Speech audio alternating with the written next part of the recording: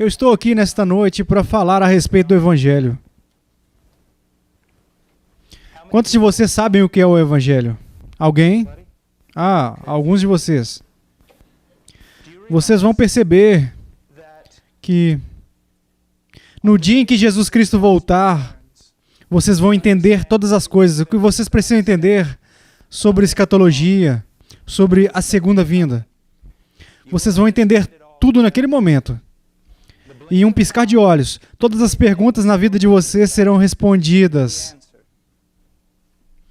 Mas ao mesmo tempo vocês vão passar a eternidade no céu e nem assim vocês vão começar a entender o Evangelho de Jesus Cristo.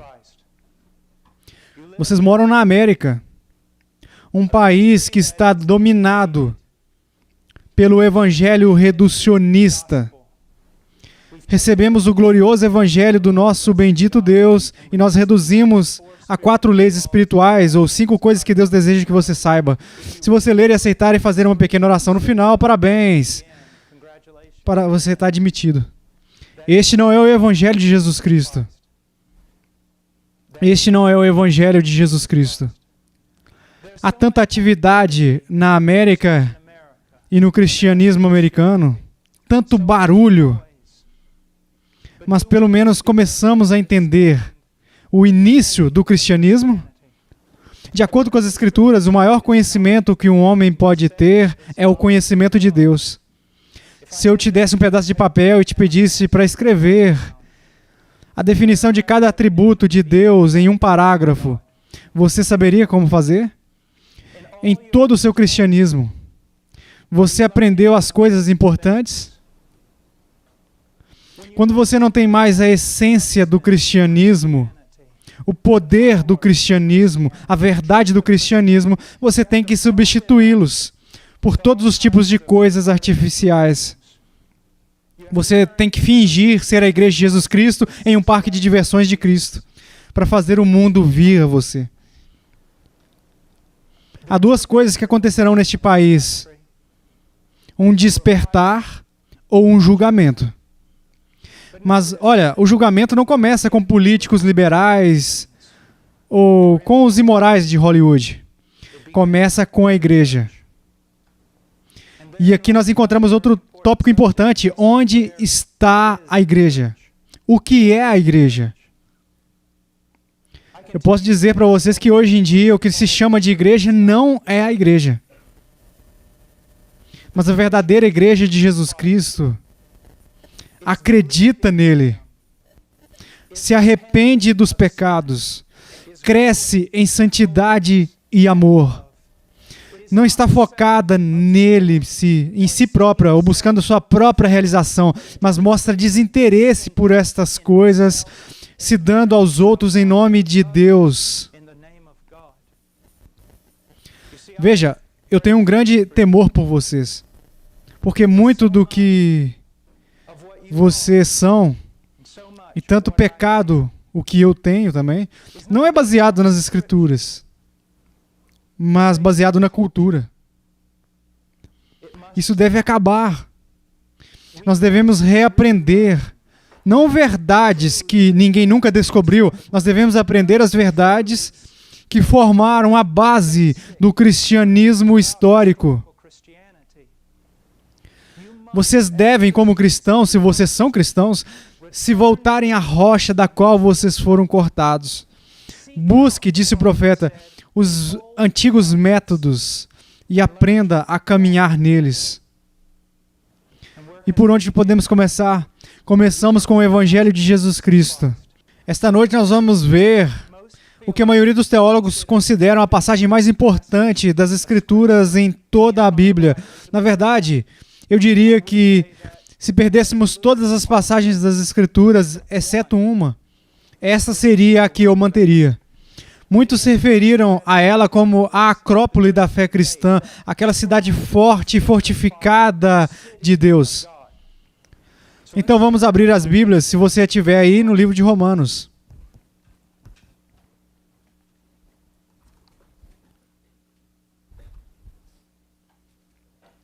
Agora, enquanto eu falo em Romanos capítulo 3, eu quero que vocês entendam. não me parece relevante para uma cultura moderna. E as coisas que eu vou dizer esta noite não vão agradar a minha cultura. A verdade é que muitas das coisas que eu direi serão ultrajantes, escandalosas para a minha cultura. Veja, o cristianismo não tem impacto no mundo porque é como o mundo.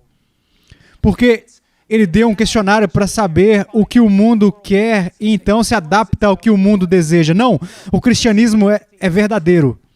E se dirige às pessoas e as confronta com a verdade. E com essa verdade, ele tem que tratar as pessoas, porque eu garanto que vocês realmente tratará com vocês agora, na verdade. Ou vocês vão lidar com a verdade mais tarde. Diante do tribunal de Deus. Veja, quando se trata de Deus, há uma doutrina que diz que Ele é eterno. Ele nunca será substituído. Não haverá regime para substituí-lo. O guarda nunca mudará. O Deus de quem eu vou falar esta noite é o Deus com quem sempre você terá que tratar e nunca será capaz de evitá-lo. Não importa o quanto você tente. Romanos capítulo 3, versículo 23. Pois todos pecaram e carecem da glória de Deus, sendo justificados gratuitamente por sua graça, mediante a redenção que há em Cristo Jesus, a quem Deus propôs no seu sangue como propiciação mediante a fé, para manifestar a sua justiça, por ter Deus, na sua tolerância, deixado impunes os pecados anteriormente cometidos, tendo em vista a manifestação da sua justiça no tempo presente, para Ele mesmo ser justo e o justificador daquele que tem fé em Jesus. Onde, pois, a jactância foi de toda excluída. Porque lei das obras? Não.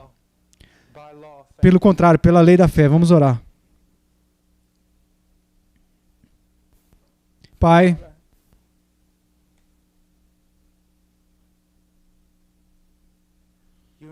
o Senhor me conhece. Eu estou diante do Senhor em nome do seu Filho Jesus Cristo. E eu te temo, porque o Senhor deve ser temido. E eu te amo, porque o Senhor me amou primeiro.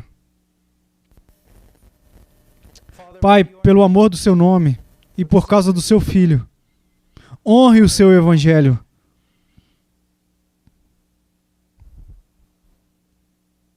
Pai, o Senhor sabe que eu sou um homem com lábios impuros e que habito no meio de um povo de lábios impuros. O Senhor conhece esta cultura, quão nojenta, o quanto ela se opõe ao Senhor. E o Senhor conhece o seu povo, como eles foram influenciados de tudo o que está errado. E eu oro para que o Senhor volte os corações do seu povo para ti. E para que eles possam te honrar, que eles venham temer a ti e te amar. E todas as coisas serão como lixo para eles, em comparação com conhecer ao Senhor. Pai, não me envie para um trabalho sem sentido. Que o Senhor trabalhe nessa noite ou nos mande para casa agora.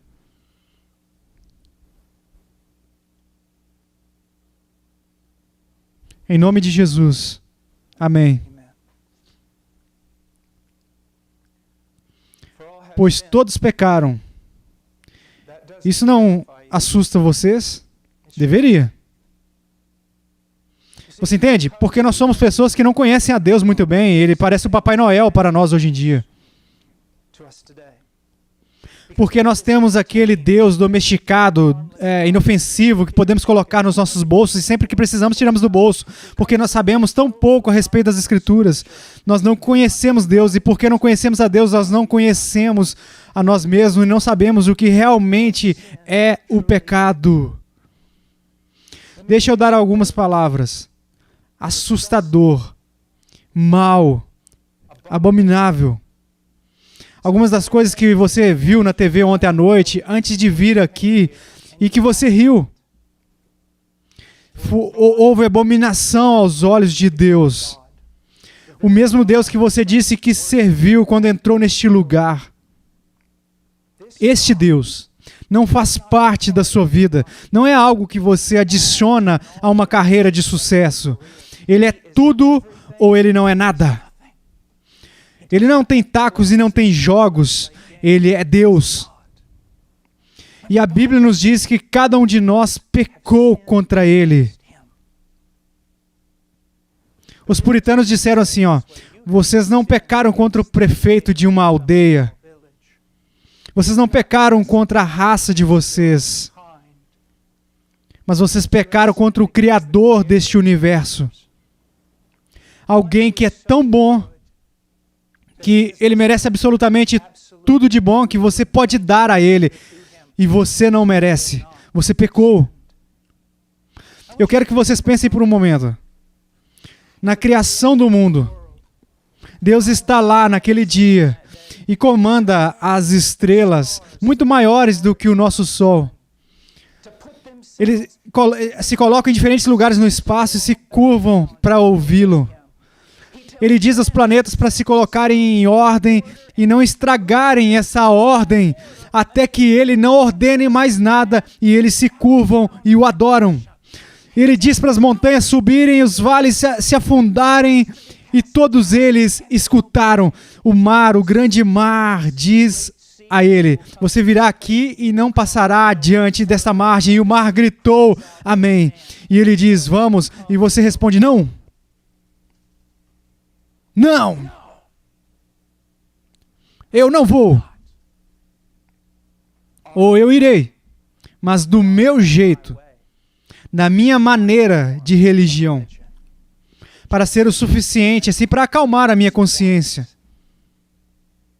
Mas não como o Senhor quer. Pecado, todos pecaram. Todos quebraram os mandamentos de Deus, quebrá-los ou não. Enfim, você pecou. Todos pecaram e carecem da glória de Deus. Hoje, a interpretação moderna do versículo é que Deus o criou para um propósito glorioso. E porque você pecou, você não obteve aquele resultado glorioso. Esta é apenas uma pequena fração do que este versículo realmente significa. Este versículo não é a respeito de você e o seu propósito. Não é sobre você e a sua autorrealização. É sobre Deus. O que o texto realmente significa é: você foi feito para Ele. Não para você. Para Ele. E sendo feito para Ele, você nunca terá paz até que esteja vivendo para Ele. Não apenas uma parte, não apenas um sim, Ele está na minha vida. Não só eu e Jesus temos algo em comum. Não. Até você ceder a Ele. Você será miserável. E um miserável pobre, e cego e nu. Não importa quanta riqueza, fama você obtenha nesta terra. Você vai ser um bastardo. Você foi criado para Ele. Na verdade, qualquer doença nesta terra é porque as pessoas se afastaram do seu objetivo. Eles se mudaram do lugar deles por conta própria. Você provavelmente já ouviu isso por causa da crise moral na América. Seria bom ter cuidado, porque nós seremos julgados. Não é verdade. Deixa eu dizer a você o que é verdade. De acordo com o capítulo 1 de Romanos, o fato de que nós temos uma crise moral é a prova de que já fomos medidos, encontrados em falta e julgados. Veja, todas as coisas horríveis, violentas e imorais que você ouve falar, elas não vão julgar a Deus, elas são o julgamento de Deus. Por um pecado maior que foi cometido, e isso é pecado, pois embora eles conhecessem a Deus, eles não o glorificaram como Deus, nem lhe renderam graças. E o que Deus fez? Ele tornou isso contra eles. Você quer autonomia? Você quer ser soberano sobre a sua vida? Deus disse, aqui está, ó. Mas a autonomia que Ele te deu, ela é a escrava de um coração corrupto e uma sociedade corrupta. E você usa a sua liberdade para se autodestruir. Este é o julgamento de Deus. Saiba que já está sobre nós. Isto está. É uma realidade. Por que você veio aqui esta noite? Ou para ouvir um discurso de cristão motivador? Ou ouvir a verdade? Essa é a verdade. Você pode ir a 1000 igrejas durante 100 domingos e você não verá nada além de um coro ao redor de Jesus. Vamos todos nos unir e dar um abraço coletivo e cantar Kumbaya, mas o problema é que realmente existe um Deus e este livro é verdadeiro. É verdadeiro. Todos pecaram e carecem da glória de Deus. Eu não me importo se você ganhar o mundo inteiro. Não é grande o suficiente. Você foi feito para a eternidade. Você foi feito para Ele. Para Ele. Eu sou cristão há mais tempo do que muitos de vocês já viveram. Eu estou no ministério há mais tempo do que vocês já viveram. Eu não lamento nada do que eu perdi por causa de Cristo. Eu sinto muito por tudo que eu guardei para mim. Todos pecaram e carecem da glória de Deus. Então ele retorna no versículo 24, ele diz, falando dos cristãos. E agora tem que ter cuidado. Por quê? 65% dos americanos acreditam que são cristãos. Se você pegar só a teologia clássica, a definição clássica do cristianismo, que nós escrevemos em todas as nossas denominações cristãs, você perceberia que provavelmente menos de 15% das pessoas que professam Cristo na América nem mesmo se converteram. Eles nem mesmo são cristãos. Alguns de vocês estão aqui esta noite que acreditam que vocês são cristãos quando na verdade vocês não dão fruto algum. Nenhum fruto real e genuíno. E o problema é que vocês estão ouvindo sermões que não fazem vocês pensar. Ninguém vai deixar vocês com temor. Existem algumas coisas para temer.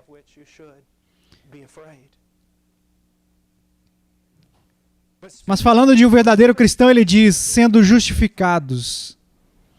Você sabe o que isso significa? De novo, uma das palavras mais importantes do cristianismo, você sabe o que isso significa? Sendo justificado. Eu já ouvi pessoas dizerem que significa estar certo, justo, como se nunca tivesse... Não é isso que significa. Ser considerado justificado é um termo legal, tem a ver com a lei. Isso significa, no momento em que uma pessoa coloca sua verdadeira fé em Jesus Cristo, ela é considerada justa. Deus legalmente declara que ela é justa perante Ele. Agora, entenda a terminologia, porque a verdade é importante. Você tem que entender isso. Quando uma pessoa confia em Jesus, não significa que ela se tornará justa. Se tornar é a palavra. Isso não significa que ela está sendo justa, porque se fosse esse o caso, você nunca pecaria novamente. Você seria um ser moral perfeito.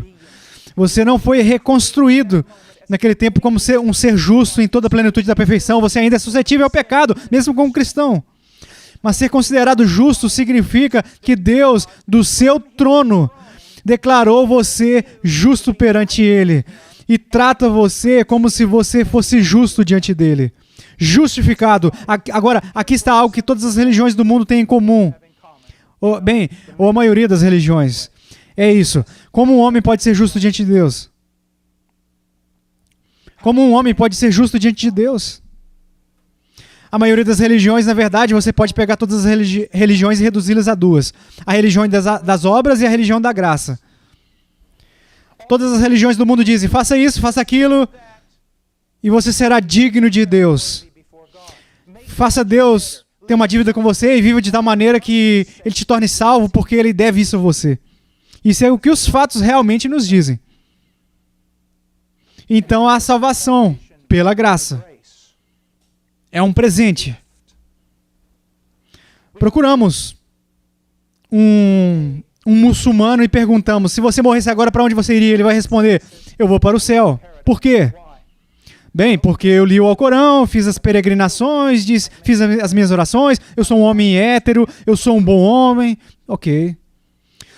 Vá até um judeu ortodoxo e diga, se você morresse agora, para onde você iria? Ah, eu vou para o céu. Por quê? Bem, eu amo a lei de Deus, eu sou um homem justo, eu jejuo, eu oro. Então eu vou para um cristão, para o verdadeiro cristão. E você diz, se você morresse agora, para onde você iria? Para o paraíso. Por quê? E o cristão dirá o seguinte: infelizmente a minha mãe me concebeu, e infelizmente eu nasci. Descartando Deus desde o ventre, eu quebrei todas as leis. Digamos que o repórter olhe para essa pessoa e diga, bem, eu realmente não entendo, quero dizer, eu entendo as outras duas pessoas, elas vão para o céu, elas são justas para com Deus porque elas merecem, porque elas são boas, porque elas fizeram uma obra por isso, Deus deve isso a elas. Mas você me disse que aí eu vou para o céu. E não há razão para você estar lá no céu? Qual é a base da sua esperança? E o cristão diz, eu vou para o céu em virtude e o mérito de outro, Jesus Cristo, o meu Senhor. E é por isso que Paulo conclui esta passagem dizendo que não há louvor, não há motivo para louvor, pois toda a nossa esperança não está na nossa própria justiça, não nas nossas obras, nem em nada que nós tenhamos obtido, não em algo que nós podemos arrancar da mão de Deus, porque nós devemos isso a Ele, porque teríamos sido bons diante dEle. Não, nossa esperança não se baseia em nada a não ser no sangue e na justiça de Jesus. E em nada eu coloco a minha esperança, mas no nome de Jesus eu confio. É por isso que o cristão é o único que pode dizer que vai para o céu sem se gabar, porque não vai pelas suas próprias obras ou ações, mas vai por causa de Cristo. E agora este argumento é lançado para mim. Bem, todos nós sabemos disso. Os cristãos simplesmente aceitam isso como um presente, eles o recebem, então eles vivem como demônios. Não, eles não vão viver assim. Membros da igreja não arrependidos e estudantes não arrependidos que dizem conhecer Jesus, eles dizem, a salvação é um presente, então eu vivo como o mundo. Eles fazem isso. Mas o verdadeiro cristão, quanto mais ele entende que a salvação é um presente, que não é baseado nas suas obras, ele está cada vez mais ciente do seu pecado e cada vez mais ele quer viver para Cristo. Não é um negócio que você precisa fazer. O amor o promove, a graça te motiva. Veja o que diz aqui, sendo justificados. Agora veja isso, gratuitamente por sua graça. Agora, você não precisa ser um graduado em literatura ou um especialista em grego para saber que existe redundância aqui. O que você quer dizer com sermos considerados justificados como um presente pela sua graça? Graça não é um presente, ele não se repete quando diz que nós somos considerados justos a Deus como um presente não como algo que nós ganhamos. Isso é exatamente o que ele quer nos ensinar. Agora, há algo muito interessante nessa palavra. Paulo diz, sendo considerados justos como um presente. Essa palavra presente em grego é encontrada em outro lugar, no Evangelho de João, onde diz isso. Falando de Jesus, ele diz, eles o odiaram sem causa. Sem causa. Essa frase aqui, sem causa, é traduzida pela mesma palavra da qual presente é traduzido aqui.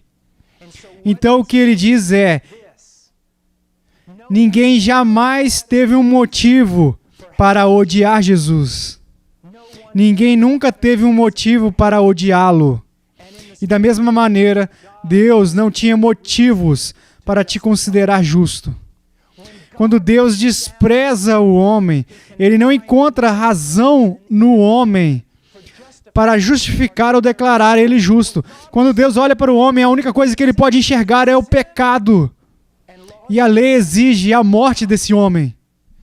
Então, se Deus declarou você justo diante dele, Ele não fez isso por você ou por mim, mas apesar de você e mim.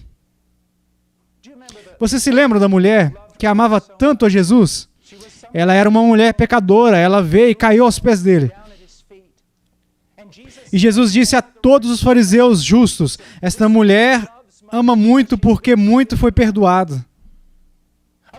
Uma vez um repórter veio até mim nervoso e disse, por que você sempre fala sobre o pecado? Eu respondi, porque eu quero que você ame a Deus. Ele disse, eu não entendo. Então eu disse, me escute. Aquela mulher amava tanto porque ela foi muito perdoada, porque ela sabia o quão pecadora ela era. Nós hoje em dia, você e a sua cultura e os pregadores da sua geração irão te mimar e te proteger, e eles não querem te ofender, porque eles querem ter você e te usar. Eles nunca vão falar sobre a verdadeira maldade do seu coração, e porque pensam que é melhor do que realmente são, não apreciam o que têm recebido. É por isso que eu vi viciados em drogas e prostitutas indo até Cristo. Então eles tiveram uma grande paixão, porque eles conheciam a miséria da qual eles foram salvos. Quanto mais eu conheço a respeito da natureza humana, de acordo com as Escrituras, e quanto mais aplico no meu coração, mais isso me leva a um coração de adoração. Adoração. Eu trabalho em muitos países subdesenvolvidos, onde as pessoas estão morrendo de fome. Se você se aproximasse de mim, e eu com um sanduíche assim na minha mão, de salame, com 2 pedaços de pão velho, e um pedacinho de queijo velho, e um pedaço de carne também, e eu desse a você, toma aqui, vamos lá. Você provavelmente o desprezaria e me daria as costas. Mas há alguns países onde, se eu fizesse isso, eles beijariam as minhas mãos, porque eu dei a eles essa comida. A pobreza deles os leva à gratidão. Esta é uma das razões pelas quais Jesus disse, bem-aventurados os pobres de espírito, aqueles que sabem quem são, porque assim eles podem apreciar o amor de Deus.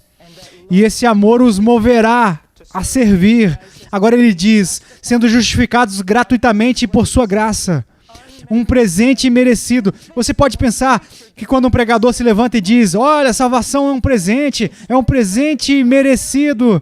Talvez você pense que as pessoas pulam na primeira oportunidade de ter algo assim, mas não. Você sabe por quê? As pessoas são orgulhosas. Eu não preciso de nada de ninguém. Eu não preciso de nada do seu Deus. Eu posso fazer todas as coisas sozinho. Cara, você não pode sequer respirar sem a graça de Deus. E mesmo o ateu mais teimoso, que cerra os punhos na face de Deus, amaldiçoando o seu nome, ele o faz apenas com o poder recebido de Deus. Tudo é graça. Tudo é presente e merecido. Uma vez eu estava buscando a Deus e algumas pessoas se apresentaram e tal, e eu também desci e orei. Tinha um jovem lá no meio e ele orou comigo, e ele orou assim, ó: Senhor, eu quero que o Senhor me dê o que eu mereço. Eu nunca impedi ninguém de orar, mas eu impedi esse jovem. Eu bati no ombro dele, ele fingiu que não viu, ele continuou a orar, eu bati de novo no ombro dele.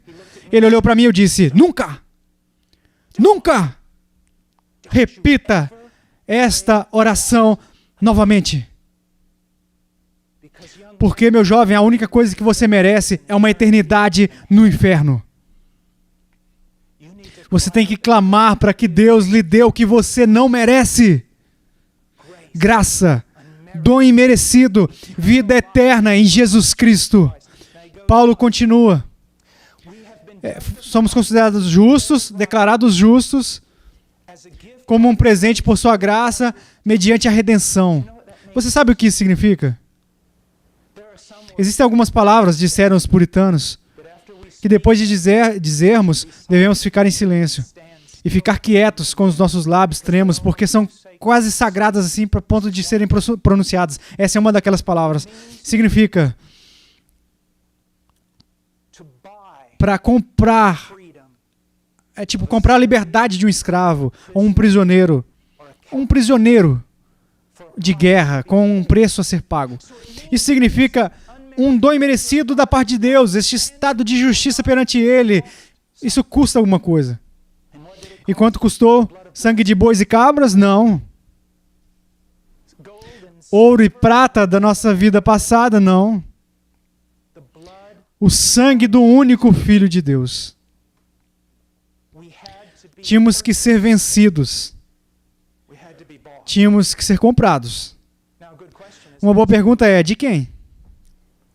De quem nós tínhamos que ser comprados? Ao longo da história surgiram muitas teorias antibíblicas. Os pais gregos estavam muito errados porque disseram que o preço deveria ser pago a Satanás. O homem caiu, estava, portanto, debaixo do poder de Satanás, e o preço tinha que ser pago a Satanás para que o homem fosse libertado. Não. Você quer saber por que o preço foi pago? O preço foi pago a Deus. Deus pediu a parte dele. Você pecou, você morreu. Mas Deus também pagou o preço. O sangue do seu filho. Falaremos sobre isso com mais detalhes em um momento, mas eu quero continuar agora. Sendo justificados gratuitamente por sua graça, mediante a redenção que há em Cristo Jesus. Uma vez um jovem veio até mim e disse: irmão Paul, você está certo. Jesus é tudo o que nós precisamos. E eu respondi: jovem, Jesus é tudo o que nós temos. Além de Jesus, você não tem nada. Você não tem nada. Você vê, entende? A Escritura, o Novo Testamento sempre trabalha em duas áreas opostas. Ou você está na natureza da carne perdida, ou você está no Espírito e justo. Ou você está em Adão e condenado, ou está em Cristo e é considerado justo. Existem apenas duas possibilidades. Se você está em Cristo, você tem salvação. Você não tem salvação e não tem nada além de Cristo. E é por isso que o verdadeiro crente que conhece essas verdades se apega firmemente a Cristo. Todos vocês já ouviram as histórias de metalúrgicos trabalhando milhares de metros acima da cidade e caminhando tão silenciosamente sobre postes. Então um dia um deles escorregou no gelo e antes de cair, ele se segurou numa barra e ele se segura com tanta força e com tanto medo que ele quebra seus dedos. Porque ele não pode deixar ir. É assim que nós nos apegamos a Cristo, porque sabemos que sem Ele nada temos. Nada. Nada. Nada. Diz em Cristo. Veja isso. A quem Deus propôs no seu sangue como propiciação. Propiciação. Agora, não responda. Mas você sabe o que essa palavra significa? A maioria dos teólogos diria que, a parte do nome de Deus, esta é a palavra mais importante da Bíblia. No entanto, em toda a sua caminhada até a igreja, alguém já te disse o que isso significa? Você está entendendo? Como você pode ser religioso? E quão longe você pode estar do cristianismo? O que é propiciação? Vamos ver. Ele diz: a quem Deus propôs no seu sangue. Agora, essa palavra também pode ser dada no sentido em que Deus exibiu. Se você passar pelo Tennessee e outros estados que não têm leis contra... perdi a citação. Você verá outdoors, banners, todos os tipos de cartazes publicitários, mensagens que são exibidas. E ele diz que Deus intencionalmente exibiu Cristo em público naquela cruz. E ele o exibiu para que todos pudessem ver. Compreendendo? Ele queria que todos vissem o que estava acontecendo ali. Agora, eu deixo você se perguntar se Deus poderia ter removido o pecado em algum lugar ali escondido. Em um armário. Mas por alguma razão a remoção do pecado foi praticada em público. No centro do universo religioso.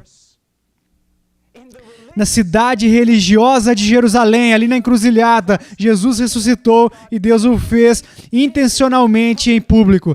Por quê? Porque Deus queria mostrar alguma coisa. Ok? O que Deus queria mostrar? Vamos continuar. Deus propôs no seu sangue como propiciação. Agora, às vezes usamos essa palavra em espanhol, no antigo castelhano, propício. Se você disser, por exemplo, no espanhol antigo, seja propício a mim, significa ter misericórdia de mim. Não me dê o que eu mereço.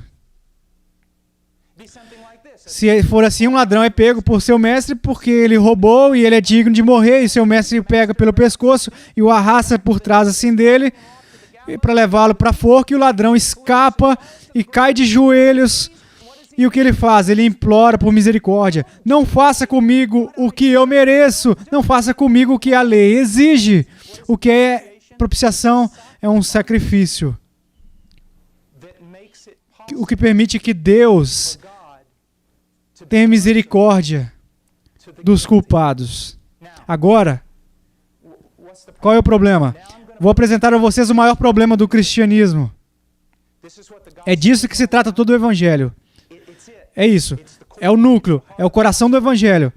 Mantenha marcado aí em Romanos e vá até Provérbios por um momento. Provérbios 17, 15. Agora escute o que diz. Escutem, estudantes. Você está em um lugar de aprendizado. Presume-se que você tenha passado nos exames de admissão para chegar a esse lugar. Agora pense. Pense! O cristianismo não é verificar se o seu cérebro lá na porta antes de entrar. É começar a pensar. É sobre como usá-lo. Agora pense. Olha o Provérbio 17, 15. O que justifica o perverso e o que condena o justo, abomináveis são para o Senhor, tanto um como o outro. Agora vejamos apenas uma parte do versículo. O que justifica o perverso e o que condena o justo, abomináveis para o Senhor. Uma abominação é provavelmente a palavra mais dura nas Escrituras. É odioso, desagradável, nojento, maldito, anátema. Portanto, quem justifica um homem perverso é uma abominável diante de Deus. Isso nos coloca em um grande dilema. Você está entendendo? Passei os últimos 20 minutos dizendo que Deus justificou os ímpios. Que quando uma pessoa crê em Jesus Cristo, Deus a declara legalmente justa. Você ainda não consegue enxergar o problema? Deixa eu colocar para você dessa maneira. Digamos que você vai para casa essa noite, você mora fora do campus com a sua família, então você chega em casa essa noite e quando você entra pela porta, você enxerga toda a sua família massacrada. E você enxerga o assassino no meio lá da sua família com as mãos ensanguentadas, tirando a vida do seu irmão mais novo e simplesmente jogando o cadáver. Mais um cadáver sobre os cadáveres. E ele correu com ira para o outro lado da sala e derrubou o homem no chão. Mas você volta e percebe que a vingança não é a solução. Então você amarra. E você vai ao telefone e liga para o 911 e a polícia chega e o leva com todas as evidências. Então os meses passam e aquele homem é levado perante o juiz. E este homem é culpado de matar toda a sua família. Ele está perante o juiz e o juiz diz o seguinte. Bem, eu sou um juiz muito amoroso e eu sou muito misericordioso. Então, eu te justifico. Você está perdoado. Você está livre. Você pode ir embora. Qual seria a sua reação? Vou te dizer qual seria a sua reação. Você escreveria nos jornais, você chamaria a TV, você escreveria para os parlamentares, você tentaria escrever para o próprio presidente, você faria o seu melhor para dizer que existe um juiz no país que é pior e muito pior do que os criminosos que ele libertou. Os juízes são feitos para fazer justiça. É o que é necessário, não é a nossa grande reclamação que uma das coisas ruins sobre o nosso país é que os juízes são corruptos. Então pense sobre isso. O juiz universal, o Deus Todo-Poderoso, os ímpios se colocam diante dele e ele diz: você está justificado e eu te considerarei justo. Este é o maior problema nas Escrituras. Como Deus pode ser justo e ainda assim perdoar os ímpios? Aposto que o evangelho que você escuta e que a pregação desse evangelho, nisso você nunca ouviu falar de tal coisa. Você vê agora por que eu digo que nós sabemos tão pouco sobre o evangelho? Agora eu estou apenas ensinando a vocês as coisas históricas básicas do evangelho, que muitos pregadores não conhecem.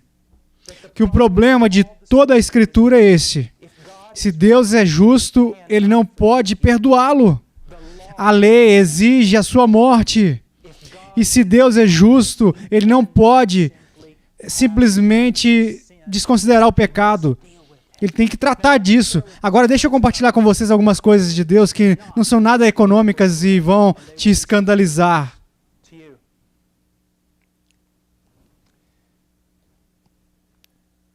Quando foi a última vez que você ouviu um sermão a respeito da ira de Deus? Qual foi a última vez que você ouviu um sermão sobre o quanto Deus odeia os ímpios? Qual foi a última vez que você ouviu algo assim? Deus ama o pecador, mas odeia o pecado.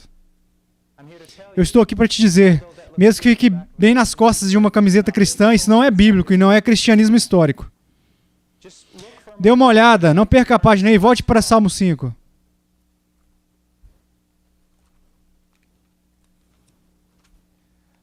Salmo 5:5. Os arrogantes não permanecerão à tua vista. Aborreces a todos os que praticam iniquidade. Outra tradução, ele odeia todos aqueles que praticam o mal. Alguém qualificado? Você cometeu algum delito? Sim. Você fez alguma coisa errada? Sim. O que essa passagem diz? Ela diz que Deus ama o pecador e odeia o pecado? Não. Ela diz que odeia quem pratica o mal. E você me diz, mas e quanto a João 3,16? João 3,16 diz porque Deus amou o mundo, está na Bíblia. Sim, está na Bíblia e é verdade. Mas também o Salmo 5,5 está na Bíblia e é tão verdadeiro e você terá que lidar com isso. Este é o problema do cristianismo americano. Leva apenas um lado da moeda. E não sei se você aprendeu lógica, mas é impossível. As moedas sempre vêm com dois lados. Escute sermões após sermões sobre o amor de Deus. E a Bíblia fala tão claramente também da ira de Deus. E a maioria de vocês nunca ouviu falar nenhum sermão sobre isso. Você só consegue ver uma parte da história. E isso é muito perigoso. Você diz, Deus não odeia porque Deus é amor. E eu digo a você, não, Deus odeia porque Deus é amor. O que você quer dizer, irmão Paul? Deixa eu te perguntar. Você ama os judeus? Eu espero que sim. Se você ama os judeus, pode ser neutro em relação ao holocausto? Você vai odiar o holocausto. Se eu for até você e falar a respeito da escravidão afro-americana, a segregação, e você vai, bem, olha, não foi um grande negócio, eu estou em uma posição neutra.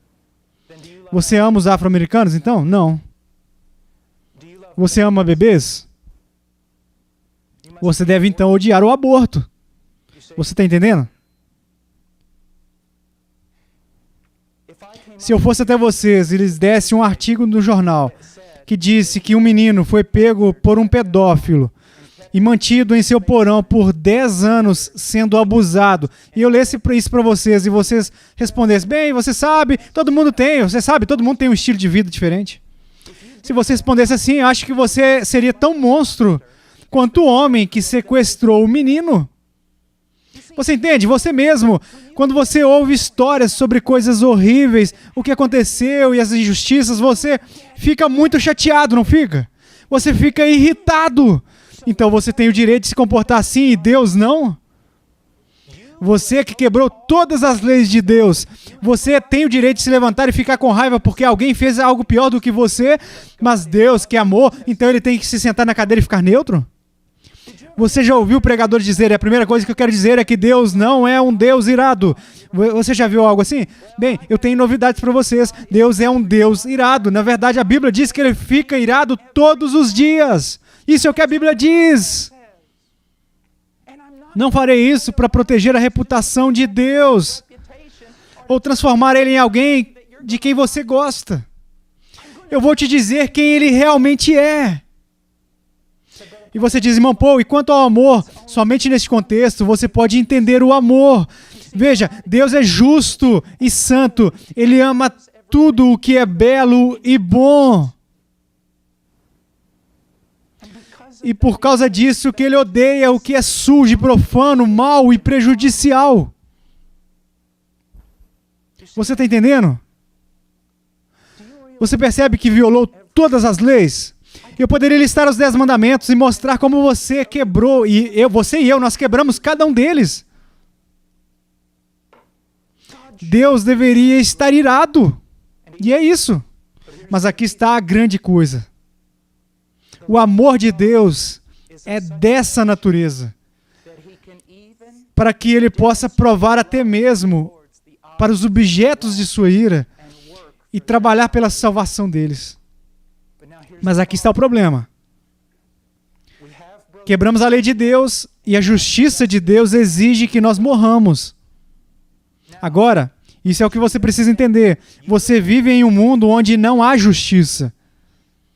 Você vive em um mundo onde todas as coisas más que o mundo faz podem ser explicadas. É uma doença ou não, foi realmente culpa deles. Mas isso não é verdade. Existe o mal.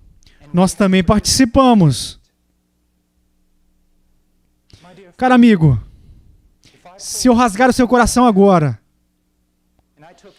e eu tivesse qualquer pensamento dele e colocasse em um DVD e mostrasse aqui nesta noite, você fugiria do campus da universidade e nunca mais voltaria para ninguém ver a sua face. Porque você pensou coisas tão más que não pode compartilhar com seus melhores amigos. Você teria vergonha na nossa frente, mesmo que tenhamos feito as mesmas coisas. Como então você se apresentará diante de um Deus Santo? Você está entendendo? Você está entendendo? Mas aqui está a questão. Se Deus é santo e justo, e como resultado ele deve fazer algo com os ímpios, como os ímpios podem ser salvos? Há apenas um caminho. Alguém fica no lugar do ímpio, leva toda a culpa dos ímpios e é julgado e condenado no lugar dos ímpios. E isso é exatamente o que Jesus Cristo fez. E nisso está a demonstração do amor de Deus. Veja, eu pintei um grande quadro negro. Por quê? E eu vou te dizer o porquê. Esta tarde, deixa eu fazer uma pergunta. Para onde foram todas as estrelas? Um grande cosmo veio gigante assim, se colocou em uma cesta e os levou para o outro lado do mundo. Para onde eles foram? Para lugar nenhum. Então por que não podemos vê-los? Porque havia muita luz do sol. Mas na névoa da noite, essas luzes brilham intensamente. A mesma coisa acontece com o amor de Deus. Se alguém viesse aqui e pintasse um enorme quadro com você que está tudo bem, está tudo certo, e você está bem, eu estou ok, e Deus nos ama porque nós somos pessoas muito legais, você não enxergaria a graça, você não veria o amor, você não veria nada digno de adoração. Mas quando você enxerga a escuridão profunda do seu pecado, aqui aparece a glória do amor de Deus. Um amor que você não merece, você não pode merecer. Mas aqui está a coisa maravilhosa, especialmente quando você é um cristão mais velho como eu. Se eu não merecesse quando eu comecei, mesmo agora, eu não tenho nada que mereça. Minha vida não está mais debaixo da lei, mas debaixo da graça. Por causa de Jesus Cristo, Deus me ama em todos os meus pecados, em toda a minha fragilidade e escorregões, em todo o meu pecado. Deus me ama porque Ele nunca dependeu de mim ou das minhas ações. Ele depende de Jesus e do que Ele fez por mim. Então eu não tenho que fazer teatro na frente dele, como se eu devesse adquirir o seu favor. Ele me ama, acabou, está concluído há mais de 2000 anos naquela madeira. Um Deus perfeito, um homem perfeito, pagando um preço perfeito. Agora, eu gostaria de examinar algo que é muito importante, é a coisa mais importante. Então, fique comigo, eu sei que fomos longe, mas escute.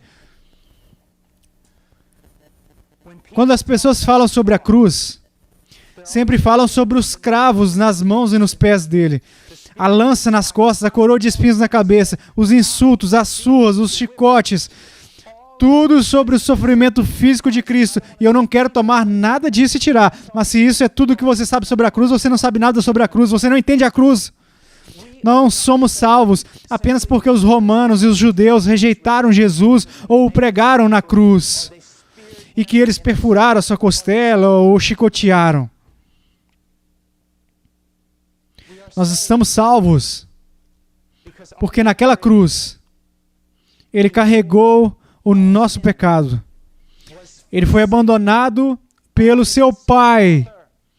E Deus Todo-Poderoso esmagou o seu único Filho, debaixo de todo o poder da sua ira contra o nosso pecado. Você dirá, nunca ouvi nada parecido com isso. É apenas o cristianismo histórico. Veja, quando você ouve sobre a cruz, tudo que você ouve é sobre o que as pessoas fizeram com ele. Não somos salvos apenas pelo que as pessoas fizeram a ele. Somos salvos pelo que aconteceu entre ele e o seu pai. Você entende?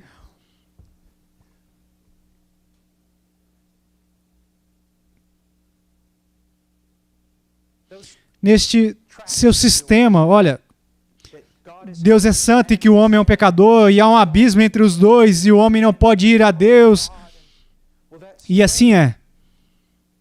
O homem está separado de Deus, mas a única maneira de cair do precipício era que se alguém morresse no lugar do homem, separado de Deus. Quando Jesus estava pendurado naquela cruz, ele clamou: Deus, Deus meu, por que me abandonastes? Você está entendendo? Você sabe o quanto Deus odeia o pecado e o que Ele fará com o pecado no último dia? O que você precisa entender é que quando Jesus estava naquela cruz, Ele levou o pecado, a culpa do seu povo, e foi tratado por Deus Pai na maneira como nós devíamos ser tratados. Ele foi esmagado pela ira de Deus. Ele foi abandonado por Deus. Dê uma olhada em Salmo 22 por um momento.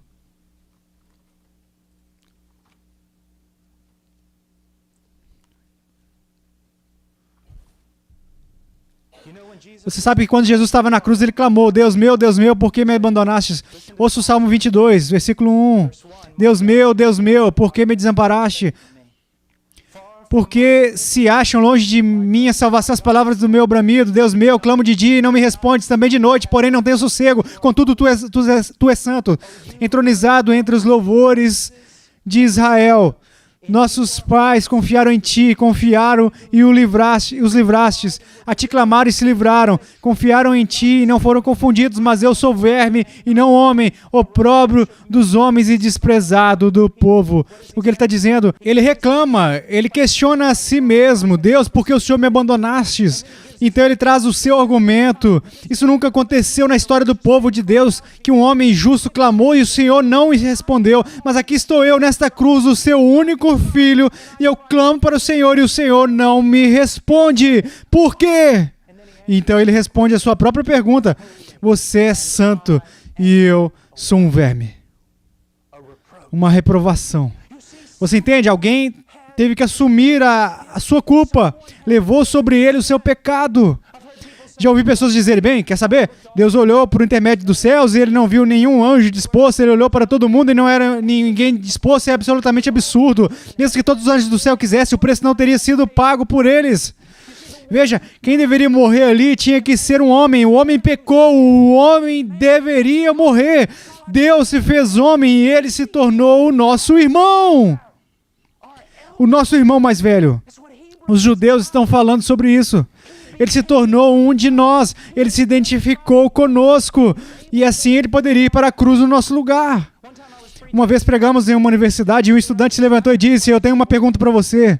Como é possível um homem sofrer por algumas horas pendurado naquela cruz e ainda pagar o preço por uma multidão de pessoas e salvá-las da eternidade no inferno?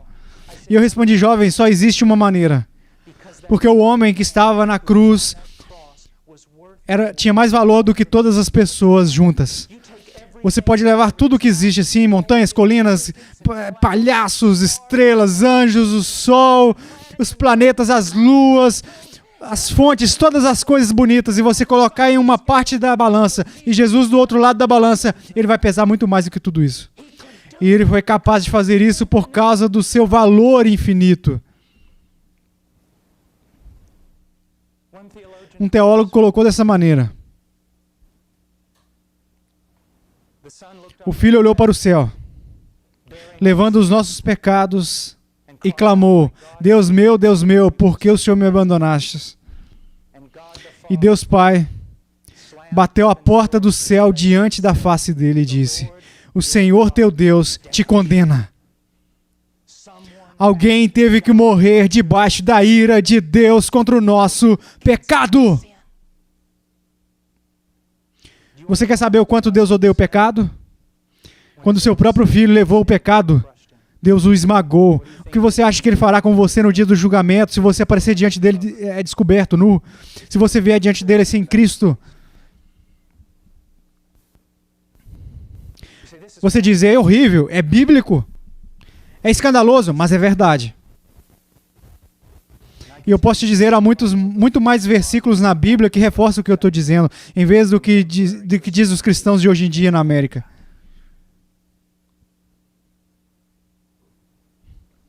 Agora, Jesus está no jardim e 3 vezes ele clama: passa esse cálice de mim, passa esse cálice de mim, passa esse cálice de mim. A questão é o que havia de tão horrível naquele cálice. O que era o cálice? Se olharmos para as Escrituras, especialmente no livro dos Salmos, o livro de Jeremias, é sobre o cálice. Deixa eu resumir um pouco para dar algumas verdades a respeito deste cálice. Se você colocar todos os salmos e os profetas juntos, eles dirão algo assim: por causa da iniquidade dos gentios, eu os colocarei no cálice do meu furor. E eu os farei beber. E eles beberão e ficarão bêbados e morrerão. Mas naquela cruz, Deus deu o cálice para o seu filho. E o seu filho tomou todo o castigo de um Deus santo, justo e amoroso contra os pecados do seu povo. E quando ele clamou, está finalizado, ele tomou aquele cálice até a última gota. Ele tomou tudo. Imagine uma piscina com 5.000 metros de altura e 5.000 metros de largura, cheia de água, e 1 milha abaixo está a sua aldeia. Uma pequena aldeia cheia de palhas.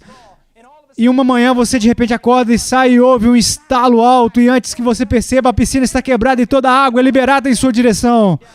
Você nunca será encontrado, e antes que a água chegue à aldeia, a terra se abrirá e engolirá toda a água, para que nenhuma gota toque na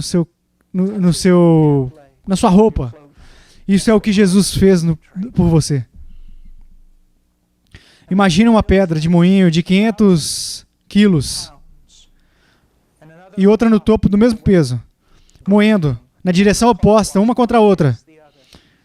E coloca um pequeno grão de trigo no meio delas. E no início a pressão sobre a concha aumenta e depois ela explode e pulveriza. Se o grão de trigo que caiu à terra não morrer, ele fica só, mas se morrer, dará muito fruto. Esta é a cruz. E ele diz aqui, veja, versículo 26, tendo em vista a manifestação da sua justiça no tempo presente, para ele mesmo ser justo e o justificador daquele que tem fé em Jesus. E no versículo 25, para manifestar a sua justiça por ter Deus na sua tolerância deixado impunes os pecados anteriormente cometidos. O que ele quer dizer? Significa isso. Adão e Eva pecaram contra Deus. Eles deveriam ter morrido naquele dia, não deveriam ter tido pena. Eles deveriam ter sido destruídos. Relacionado ao grande dilúvio que destruiu todas as nações e deixou apenas Noé, apenas o problema, Noé era pecador, ele deveria ter morrido também. Deus chama Abraão entre as nações e o chama de amigo. Existe outro problema, Abraão não acreditou em Deus e pecou. Deus chama Davi de filho e Davi cometeu um assassinato, basicamente é conhecido por ter cometido adultério. E por causa do seu orgulho ele causou a morte de muitos compatriotas. Você pode imaginar o acusador? Você entende? Até agora apenas a justiça é conhecida. Satanás se rebelou no céu e deu-lhe justiça, justiça perfeita. Você está entendendo? Sem misericórdia, mas justiça. Você pode imaginar o dia em que ele deu uma profecia tão boa a Adão. Imagine Satanás parado ali dizendo: Senhor, o que aconteceu? Você não é mais justo, Adão deve morrer. Como você pode perdoá-lo? Você pode imaginar Noé na arca. Senhor, o que aconteceu? O Senhor desceu do seu trono e esse homem tinha que morrer.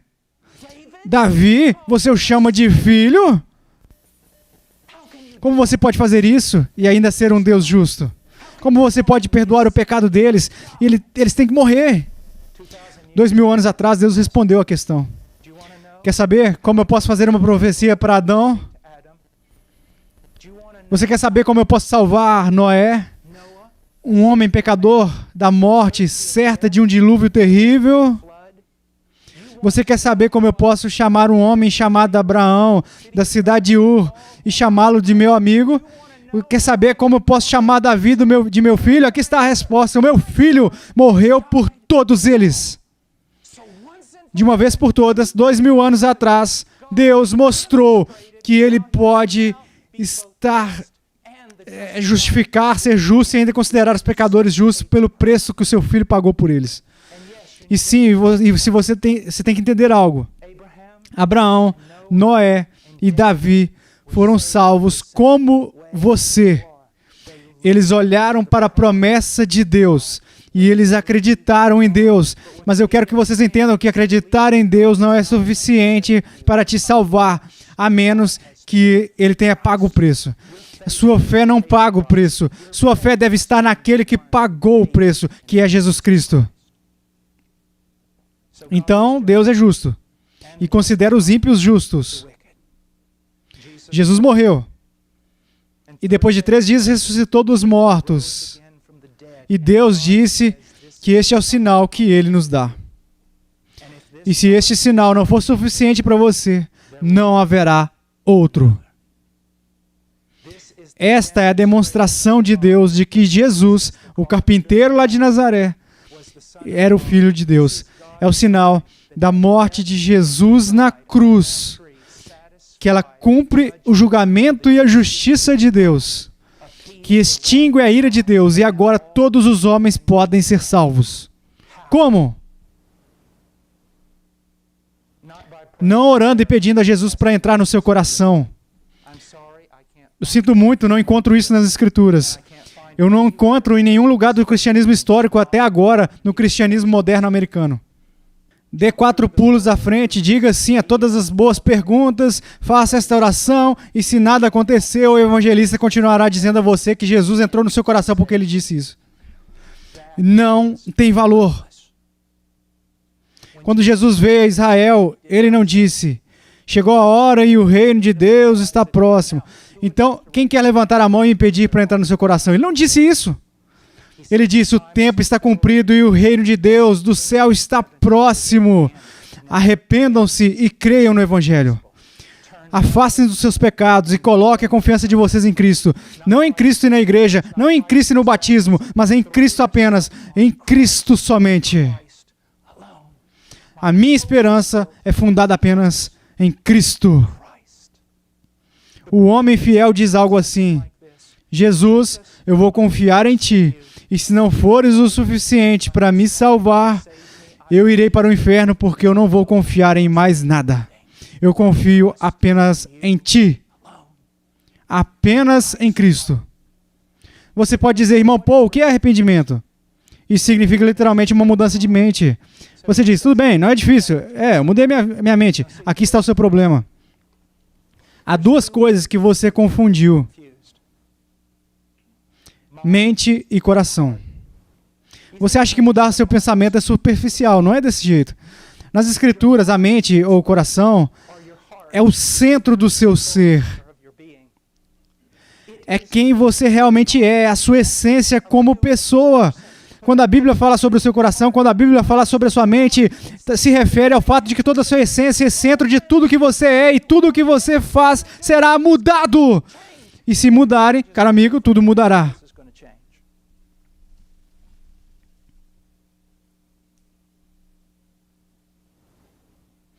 Mudança de mente. Mude a sua mente. Sobre o quê? O apóstolo Paulo é um grande exemplo disso. Ele estava a caminho de Damasco, e isso é o que a sua mente pensava: que Jesus é o maior blasfemador, que os cristãos mereciam morrer, e que ele iria matar todos eles, ou pelo menos calá-los eles, todos eles. De repente Cristo aparece, e você deve entender que por 3 dias aquele homem ficou cego, e não comeu e nem bebeu. Você sabe por quê? O que isso prova? Cristo destruiu absolutamente toda a realidade daquele homem. Ele desintegrou o mundo dele. É como acordar uma manhã e ver que realmente existe uma matriz. Tudo é falso. Imagine isso. Toda a sua visão do mundo sendo completamente destruída. E agora ele acredita naquele que pensava ser o maior blasfemador e no qual ele mesmo percebe que é Deus, o Filho, e que ele deve servi-lo com toda a sua vida. E ele agora percebe que aqueles que ele queria prender, matar, machucar e tal, que esses são o povo de Deus, e agora ele deve fazer tudo ao seu alcance pelo resto da sua vida para abençoá-los. Isso é arrependimento.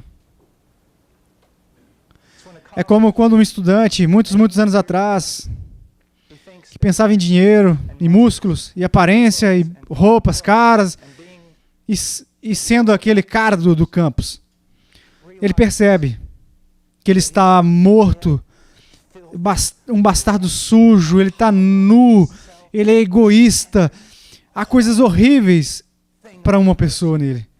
E como Deus, que abençoou a sua família com riquezas e inteligência e todas as coisas do sonho americano, que ele apenas simplesmente blasfemava contra Deus, o ignorava e lutava contra ele. E vai ser tudo para o mundo.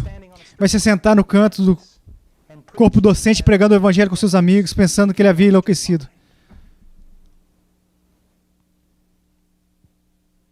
Você pode fazer essa oração até que as vacas voem e você ainda estará perdido. Você pode pedir a Jesus Cristo para entrar no seu coração o dia todo e isso não significaria nada. Eu te asseguro, você não é salvo por repetir uma oração ritual. Você é salvo pelo chamado do Senhor, pela fé, confiando nele. E não pense que a sua vida é realmente boa e que lhe falta apenas aquilo que o tornaria perfeito, que seria Jesus. Eu estou aqui para te dizer, não me importa quem você é ou o que você tem, se você não tem Jesus na sua vida, tudo é lixo. E tudo que você ganha nessa universidade vai te colocar assim mais em condenação no dia do julgamento. A única coisa que importa é Jesus Cristo, e se você não o tem, você não tem nada. Nada. Você dirá, o mundo despreza a sua mensagem. E eu te digo que despreza o mundo. Paulo disse, o mundo está morto para mim. E eu também estou morto para o mundo. Mas eu vivo para Cristo e proclamo as boas novas. Não tem nada a ver com um monte de americanos sendo pegos em qualquer coisa para tornar sua vida mais fácil, para que eles possam ter a melhor vida que agora. É sobre morrer para todos os seus sonhos, morrer para a sua vontade, morrer para você mesmo, da sua autonomia, do seu domínio, e se lançar nas mãos de Cristo. E acreditar que o que ele fez naquela cruz foi o suficiente. O que você deve fazer esta noite? Alguns de vocês deveriam ir para casa e clamar a Deus até saber que ele te salvou. Alguns de vocês podem ser verdadeiros cristãos, mas o mundo os impediu até aqui. Vocês têm que se odiar pelo que fizeram e se jogar nas mãos de Deus. Sim, alguns de vocês podem pensar que são cristãos, mas vocês não têm frutos. Jesus disse, nem todos que virão a mim naquele dia dizendo, Senhor, Senhor, entrarão no reino dos céus. Vocês vão conhecê-los pelos seus frutos. Não são os fatos que os salvam, é uma blasfêmia. Mas se você está salvo, você nasceu de novo. Vocês se tornaram novas criaturas que viverão de maneira diferente, de uma maneira que irá separar vocês do mundo e que será uma ofensa ao mundo. Jesus Cristo promete a vocês duas coisas essa noite: vida eterna e a cruz. Este é o Evangelho. Venha para ele. Seja salvo. Não vou fazer um convite e não vou pedir a ninguém que levante a mão e incline a cabeça.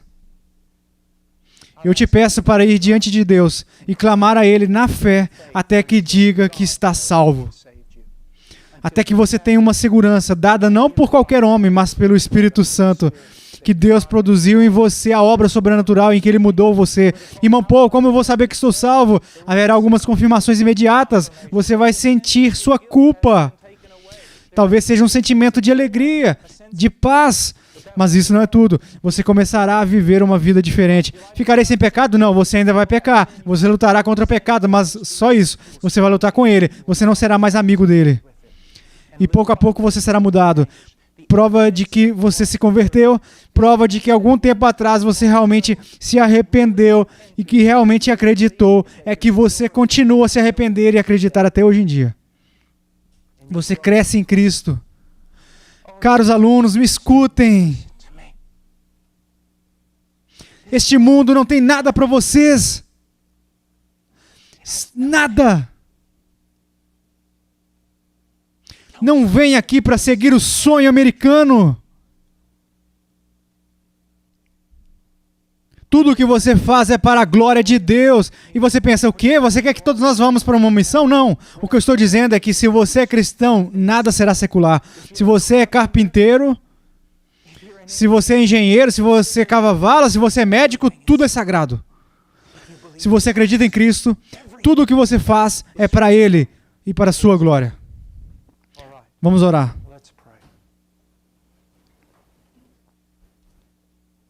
Pai, para que seja um despertar, Deus, para que seja um despertar, para que esses alunos aqui te conheçam, não para serem mimados, mas para agradarem a Deus, conhecerem a Ti, conhecerem o Seu Filho, para seguirem a Ti,